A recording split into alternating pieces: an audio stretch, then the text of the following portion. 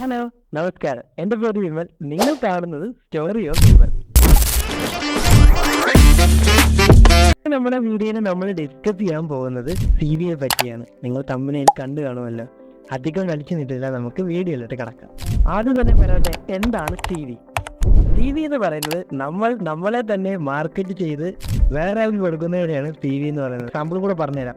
ഇപ്പോൾ ഒരു കമ്പനി ഒരു പ്രൊഡക്റ്റ് ഇറക്കുന്നു, അവരെങ്ങനെയാണ് മാർക്കറ്റ് ചെയ്യുന്നത്? ഈ ഒരു സാധനത്തിന് ഇന്ന ക്വാളിഫിക്കേഷൻ ഉണ്ട്, ഇന്ന ടെസ്റ്റ് ചെയ്ത് ഒരുപാട് വർഷങ്ങൾ പഴക്കമുള്ളതാണ്, അല്ലെങ്കിൽ ഇതൊക്കെ ചെയ്ത് നമുക്ക് കഴിക്കുന്നത് ഭയങ്കര എനർജി കിട്ടും, അങ്ങനെയൊക്കെ പറഞ്ഞ് ഒരുപാട് മാർക്കറ്റ് ചെയ്യാറുണ്ടല്ലേ. അങ്ങനെ ആകർഷകമായിട്ടാണ് നമ്മൾ എന്ത് ചെയ്യുന്നത്, ആ സാധനം വാങ്ങുന്നതും അത് ഉപയോഗിക്കുന്നത് അല്ലേ.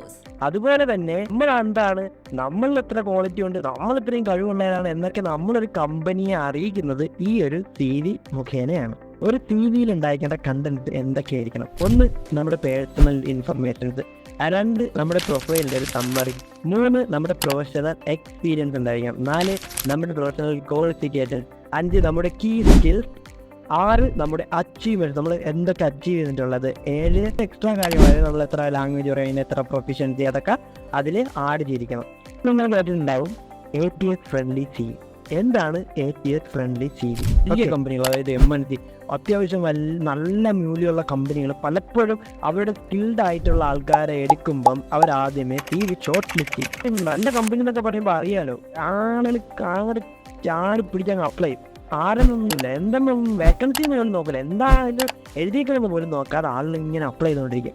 ഒരു മനുഷ്യന് ഇത് നോക്കാൻ പറ്റുമോ, ഇത് എല്ലാം കറക്റ്റാണോ, എന്താണോ, ഇതാണോ എന്നൊക്കെ. ഇങ്ങനെ നമുക്ക് കറക്റ്റ് ചെയ്ത് തരാനൊരു സോഫ്റ്റ്വെയർ ഉപയോഗിക്കുന്നുണ്ട്. അതാണ് ATS സോഫ്റ്റ്വെയർ. സ്കാനിങ് ആണ്. അതായത് ഞാനാണ് എംപ്ലോയർ. അപ്പം ഞാൻ പറയാം, ഇപ്പോൾ എനിക്കൊരാളെ എടുക്കണം.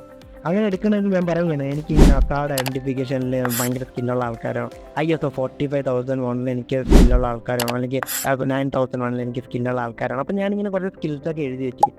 അപ്പോൾ ഇവരെന്ത് ചെയ്യും, ആൾക്കാരിങ്ങനെ സി.വി അയക്കും. അപ്പോൾ നമ്മൾ എന്ത് ചെയ്യും, എനിക്ക് നോക്കാൻ പറ്റില്ല. അപ്പോൾ ഞാൻ ATS സോഫ്റ്റ്വെയർ ഇട്ടിട്ട് ഈ സി.വി ഒന്ന് ഷോർട്ട് ലിസ്റ്റ് ചെയ്യാൻ പറയും. അപ്പോൾ ഈ ATS സോഫ്റ്റ്വെയർ പൊതുവെ എപ്പോഴും എന്താണ് നോക്കുന്നത്, സിമ്പിൾ ആയിട്ടുള്ള. കാരണം സിമ്പിളെന്ന് ഞാൻ ഉദ്ദേശിക്കുന്നത് ഞാൻ വഴിയെ പറഞ്ഞു തരാം. സി.വി അവരാവശ്യമില്ലാത്ത ഫോട്ടോകൾ വലിച്ചേറ്റും, ആവശ്യമില്ലാത്ത സാധനങ്ങൾ കുറേ ഞാൻ പോലും ജീവിതത്തിൽ കണ്ടിട്ടില്ലാത്ത ഇമോജികൾ വലിച്ചേറ്റും, കുറച്ച് സിമ്പിൾസ് വലിച്ചേറ്റും. ഇതൊന്നും ഈ കമ്പ്യൂട്ടർ എന്ത് ചെയ്യും, ഈ ഒറ്റ എന്ത് ചെയ്യില്ല, റീഡ് ചെയ്യത്തില്ല. കാരണം ഇതിനറിയില്ല. അങ്ങനെയൊക്കെ എല്ലാ കുറേ എന്താ പറയുക, നൂല് പിടിച്ച് കുറച്ച് പിടിച്ച് ആളുകൾ ഏർപ്പാടിട്ടൊക്കെ പോകാതിരിക്കാം. കഴിവതും സിമ്പിളായിട്ട് ഉണ്ടാക്കുക. അതാണ് നമ്മുടെ ATSന്റെ മെയിൻ സാധനം. എപ്പോഴും കറക്റ്റ് ഫോർമാറ്റിന് സിമ്പിൾ ഫോൺസ് ഉപയോഗിക്കണം. അതൊരു മെയിൻ പോയിന്റ് ആണ്. സിമ്പിൾ എന്ന് പറയുമ്പോൾ ഇപ്പോൾ ടൈംസ് ന്യൂ റോമൻ ഉണ്ട്, അല്ലെങ്കിൽ കാലിബ്ര, അങ്ങനെ കുറേ ഫോൺസുകളുണ്ട്. പക്ഷേ ഞാൻ സജസ്റ്റ് ചെയ്യണത് ടൈംസ് ന്യൂ റോമൻ ആയിരിക്കും. കാരണം എൻ്റെ ടി.വിയിലായാലും അങ്ങനെ തന്നെയാണ് ഞാൻ മെയിൻറ്റെയിൻ ചെയ്ത് വെച്ചിട്ടുള്ളത്. 100 ജോലിയിൽ അപ്ലൈ ചെയ്തിട്ടുണ്ട്, പക്ഷെ എനിക്ക് 1 മില്ലി പോലും വന്നിട്ടില്ലെന്ന് പറയുന്ന ആൾക്കാരുണ്ട്. എന്തുകൊണ്ട് അവർക്ക് വന്നില്ല എന്ന് ചിന്തിച്ചിട്ടുണ്ടോ?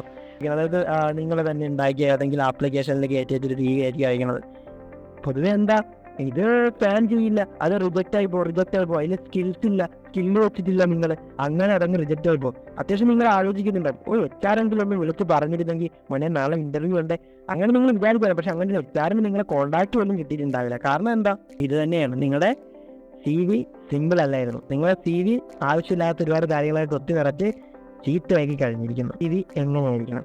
നല്ലൊരു സി.വിയിൽ നമ്മൾ മെയിൻലി ഫോക്കസ് ചെയ്യേണ്ട കാര്യങ്ങൾ കുറച്ച് ഏരിയകളുണ്ട്. അതായത് നമ്മുടെ കീ സ്കിൽസ്, രണ്ടാമത് നമ്മൾ നേരത്തെ ജോലി ചെയ്യുന്ന വർക്ക് എക്സ്പീരിയൻസ്, അതിൻ്റെ ഡ്യൂട്ടീസ്, റെസ്പോൺസിബിലിറ്റി, അതെല്ലാം നമ്മൾ കറക്റ്റ് മെൻഷൻ ചെയ്തിരിക്കണം. പിന്നെ സ്കിൽസ്, ഞാൻ എപ്പോഴും എടുത്ത് പറയുകയാണ്, സ്കിൽസ് എന്ന് പറയുന്ന സംഭവം അത് നമ്മുടെ ജോബ് റിക്വയർമെന്റ്, അതായത് നമ്മളൊരു കമ്പനി ഇട്ടേക്കുന്നതിനും മാച്ച് ചെയ്തിരിക്കുന്ന സ്കില്ലുകൾ എപ്പോഴും ആഡ് ചെയ്യാൻ നിങ്ങൾ ശ്രദ്ധിക്കണം.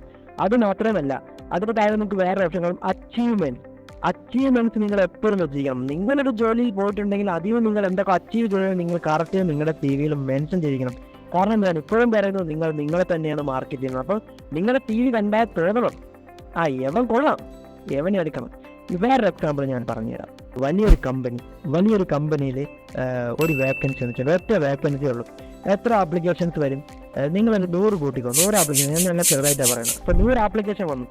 ഈ 100-ന് 50 പേരായിരിക്കും ഇതിന് ക്വാളിഫൈ ആയിട്ടുള്ളത്. ബാക്കി 50 പേര് ഇതിന് ക്വാളിഫൈ ആയി കാണത്തില്ല.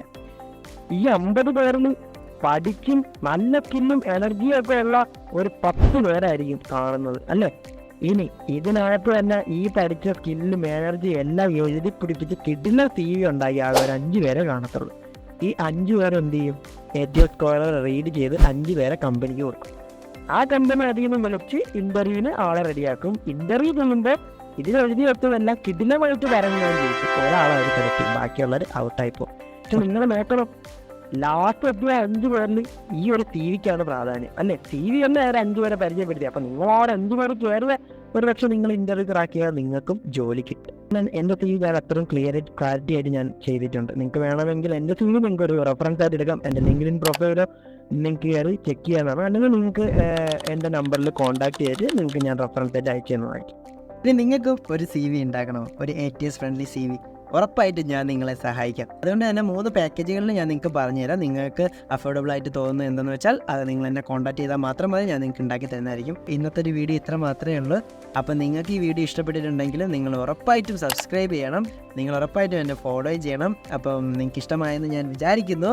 അപ്പോൾ ഇത്രയേ ഉള്ളൂ. ഭയങ്കര സന്തോഷം, ഭയങ്കര സമാധാനം. Thank you so much. Bye bye.